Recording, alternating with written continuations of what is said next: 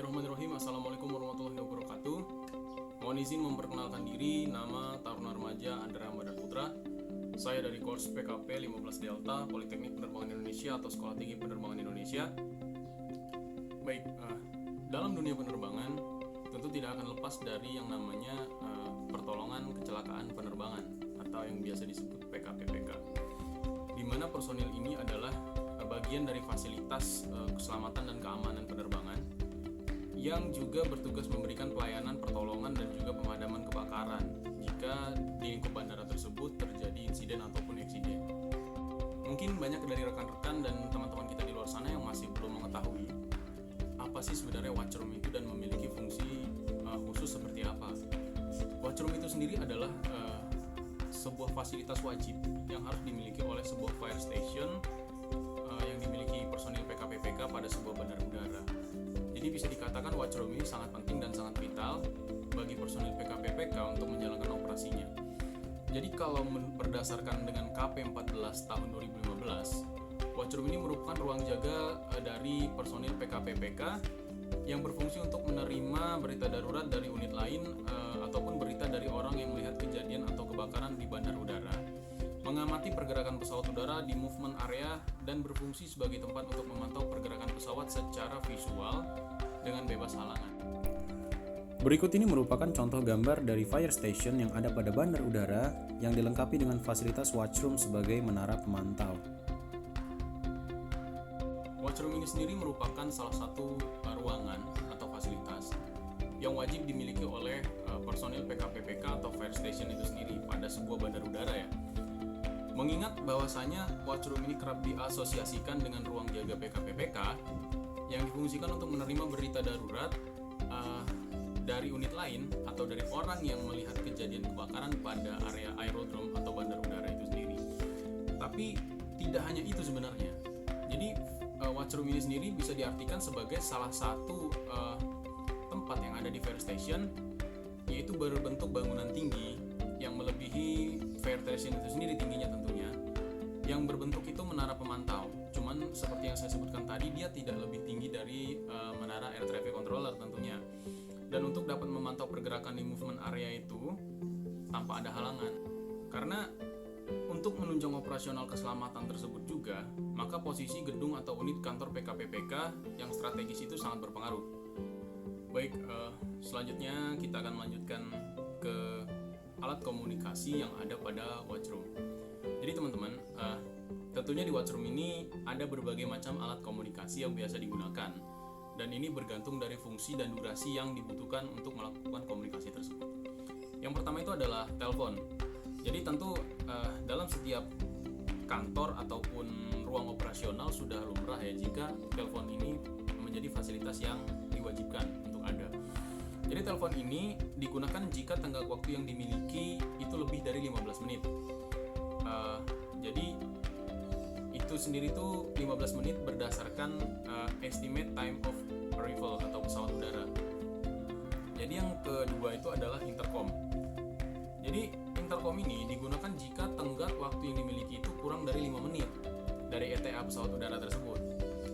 Yang selanjutnya yang ketiga itu adalah Public Address System atau PA System.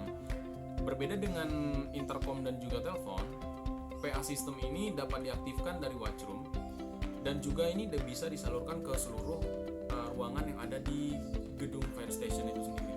Jadi dia sifatnya lebih luas jangkauannya. Lalu ada HT atau biasa kita sebut sebagai handly talk. Peralatan komunikasi yang harus selalu dibawa ini oleh petugas atau pengguna saat melaksanakan operasi penyelamatan atau operasi di lapangan agar selalu terhubung dengan petugas watchroom atau pimpinan yang ada di fire station. Jadi HT ini merupakan alat komunikasi yang mungkin lumrah biasa teman-teman dan kita temui di luar sana. Lalu selanjutnya adalah crash bell. Crash bell ini masuk ke dalam kategori alat komunikasi, di mana crash bell ini dapat diaktifkan dari tower maupun dari watchroom yang dapat terdengar ke seluruh kawasan bandar udara agar seluruh unit kerja yang ada dengan instansi terkait tadi dapat mengetahui tentang kecelakaan pesawat yang ada di sekitar bandar udara. Jadi penggunaan crash bell ini itu hanya digunakan untuk kejadian mendadak, yang kemudian diteruskan untuk penggunaan radio komunikasi yang dapat dioperasikan dari tower atau dari watchroom. Selanjutnya adalah radio transceiver. Jadi radio transceiver ini merupakan sebuah sistem komunikasi dua arah yang menghubungkan antara pusat pengendalian operasi PK-PPK dengan control tower atau ATC dan dengan kendaraan personil PK-PPK yang digunakan untuk memperlancar pelaksanaan kegiatan operasi tersebut. Yang terakhir itu adalah radio receiver. Jadi radio receiver ini ditempatkan di watchroom untuk memantau percakapan radio antara petugas control tower dan juga pilot. Jadi melalui radio transceiver ini, watchroom itu juga memantau komunikasi yang dilaksanakan oleh pilot dan juga tower controller. Dan berikut merupakan contoh alat komunikasi yang biasanya digunakan oleh personil PK-PPK dalam menjalankan tugas di ruangan watchroom. Jadi dulu saya sendiri juga bertanya-tanya, untuk petugas yang bertugas di watchroom itu harus personil PK-PPK kah atau boleh dari pihak-pihak bandara yang lain, atau mungkin boleh orang-orang yang di luar dari kategori personil PK-PPK. Ternyata untuk menjadi personil watchroom itu harus personil PK-PPK, karena watchroom ini adalah bagian dari fire station itu sendiri. Jadi operator yang bekerja di ruangan watchroom adalah personil PK-PPK yang ditugaskan untuk memantau pergerakan pesawat udara serta juga memberikan dan menerima berita atau informasi dari ATC jika terjadi keadaan darurat. Nah, ini mengapa watchroom itu sangat penting, karena dia terhubung langsung dengan air traffic controller jika seandainya suatu waktu terjadi kondisi darurat yang harus ditangani dengan segera. Jadi teman-teman, berdasarkan dengan KP 14 tahun 2015, bahwasanya personil PK-PPK yang berjaga di dalam watchroom itu paling sedikit harusnya 2 orang, agar saat terjadinya insiden atau eksiden, personil yang ada pada watchroom ini dapat mengambil langkah preventif guna mencegah kepanikan saat terjadinya keadaan darurat. Jadi hal-hal kecil seperti ini juga harus diperhatikan. Jadi tugas jaga juga dilakukan secara bergilir. Jadi tidak hanya umpamanya satu petugas si A, lalu si A ini secara 24 jam atau setiap harinya berjaga di watchroom yang sama. Tidak. Jadi tugas untuk berjaga pada watchroom ini dilakukan secara bergilir atau diadakannya pergantian tugas dalam skala waktu tertentu. Biasanya petugas watchroom hendaknya menggunakan standar work atau fisiologi dari ICAO yang diterbitkan tahun 2007 dalam operasional dan komunikasi secara tepat guna menghindari kesalahpahaman atau misinformation selama bertugas. Jadi ada beberapa hal yang menjadi persyaratan dari petugas watchroom. Beberapa hal ini menjadi sebuah standar atau kategori yang harus dipenuhi oleh personil PK-PPK. Yang pertama adalah berlisensi senior PK-PPK. Namun biasanya pada beberapa bandar udara setiap personil PK-PPK yang berlisensi junior maupun basic itu sudah boleh mengoperasikan ruangan watchroom, namun tetap harus dalam pengawasan dan juga pimpinan dari personil PK-PPK yang sudah berlisensi senior. Selanjutnya yang kedua adalah dapat berkomunikasi dengan baik. Nah, mengapa setiap personil yang berjaga di watchroom harus berkomunikasi dengan baik? Karena seperti yang kita sebutkan di awal, komunikasi menjadi salah satu faktor yang paling penting dalam melaksanakan sebuah operasi atau memberikan informasi, sehingga segala informasi ataupun hal yang disampaikan tidak salah tangkap ataupun dapat dipahami dengan baik oleh pihak yang menerima informasi. Mengerti tentang topografi bandar udara atau grid map, ini yang ketiga, karena grid map sendiri itu sangat penting kita pahami bagi seorang personel PK-PPK ya. Memahami grid map itu sendiri merupakan hal penting, karena dengan grid map ini kita mengetahui tentang topografi bandara itu, di mana lokasi gedung A, di mana lokasi gedung B, sehingga saat melaksanakan pengoperasian terjadinya insiden atau eksiden yang berkaitan dengan lokasi, kita dapat memberikan titik lokasi dengan baik, dapat memberikan informasi yang berkaitan dengan lokasi secara lebih jelas gitu, dapat dipahami oleh pihak yang menerima Yang keempat adalah memahami tata cara administrasi pembuatan laporan. Jadi di dalam Watchroom itu ada yang namanya logbook. Logbook ini harus diisi secara berkala untuk memastikan kegiatan administrasi yang berjalan di Watchroom itu terlaksana dengan baik. Jadi itulah mengapa personel PKPPK harus memahami tata cara administrasi pembuatan laporan dengan baik. Setiap petugas Watchroom itu memiliki sebuah kewajiban saat menjalankan tugasnya. Yang pertama adalah menanggapi setiap panggilan siaga atau darurat baik melalui telepon ataupun melalui radio komunikasi secara cepat dan tepat. Jadi bisa diartikan personil PKPPK yang bertugas di Watchroom harus cepat dan tanggap dalam menanggapi setiap informasi yang ada. Karena setiap informasi yang disampaikan kepada pihak Watchroom atau personil PKPPK merupakan informasi darurat, sehingga harus ditanggapi dengan sesegera mungkin. Yang kedua adalah menggunakan standar terminologis penerbangan dalam setiap pembicaraan, baik itu melakukan percakapan public address system, radio, komunikasi, intercom, dan juga alat komunikasi lainnya. Yang ketiga adalah membuat laporan harian atau mengisi logbook. Nah, biasanya di logbook itu berisi tentang informasi apa saja yang dibutuhkan dalam ruangan Watchroom. Itu berkaitan dengan perlengkapan, berkaitan dengan administrasi, berkaitan dengan personil yang bertugas, jumlah personil, jam tugasnya, itu semua tertera di dalam logbook tersebut. Selanjutnya juga biasanya yang keempat itu melakukan pengamatan secara visual ke seluruh area pergerakan pesawat ataupun movement area. Itu mengapa pada sebuah Watchroom itu kita membutuhkan jarak pandang yang pas, posisi yang baik, dan juga terhalang dari obstacle. Karena di Watchroom kita harus melakukan pengamatan secara 360 derajat ke seluruh area bandar udara, terutama fokus kepada movement area. Selanjutnya adalah melakukan pengamatan ke seluruh instrumen yang ada di ruangan.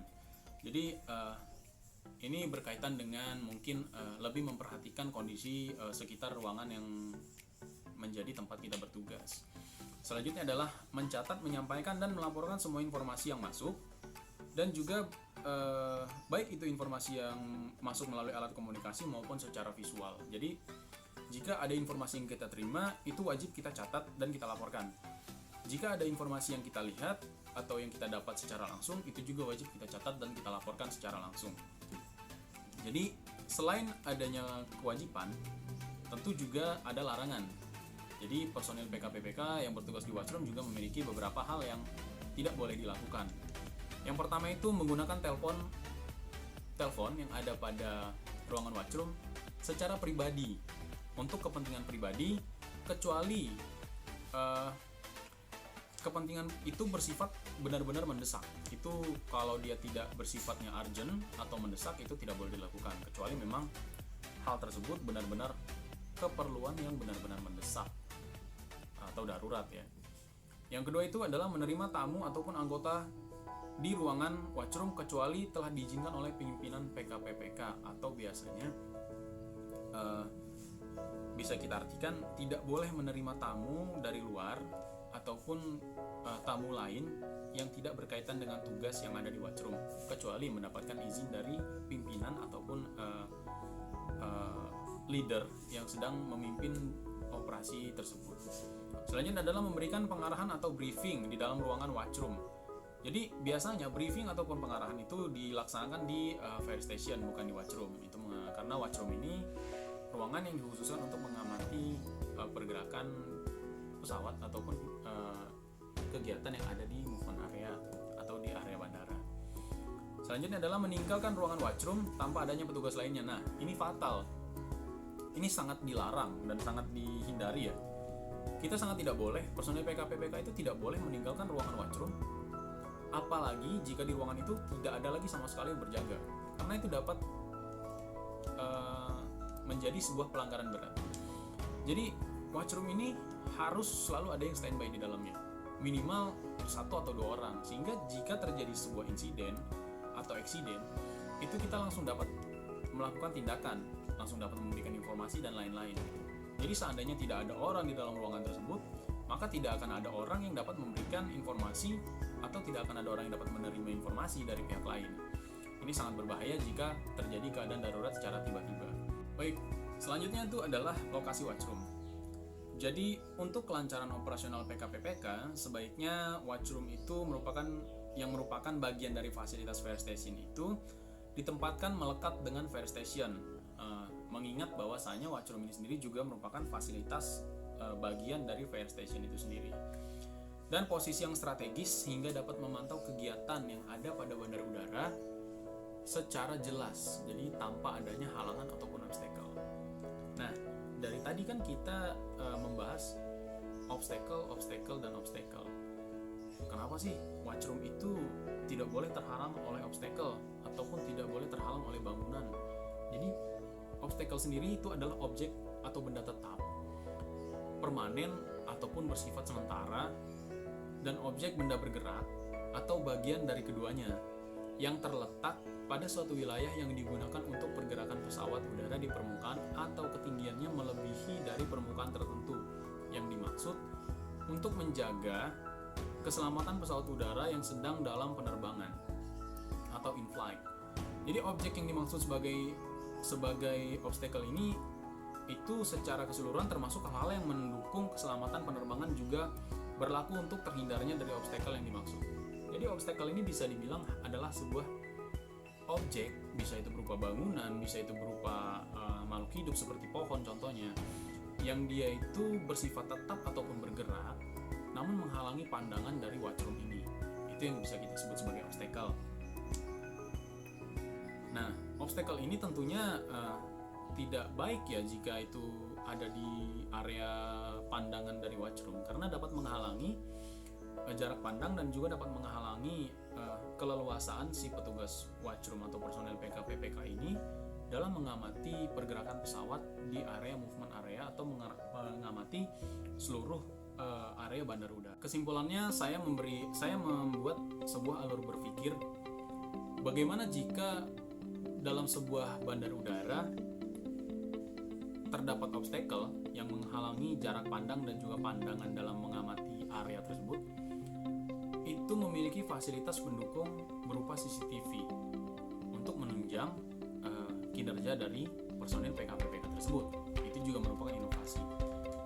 Saya mendapat informasi dan juga berita bahwasanya pada beberapa bandara tertentu seperti Bandara Ngurah Rai Bali itu sudah dilengkapi dengan fasilitas CCTV pada watchroomnya, sehingga dapat mengamati area-area pada bandar udara dengan lebih jelas melalui monitor yang ada di watchroom.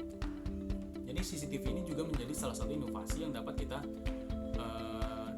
usulkan dan dapat kita kembangkan agar kinerja dari personil PKPPK ini lebih maksimal, terutama pada bandara-bandara yang terhalang oleh obstacle pandangannya.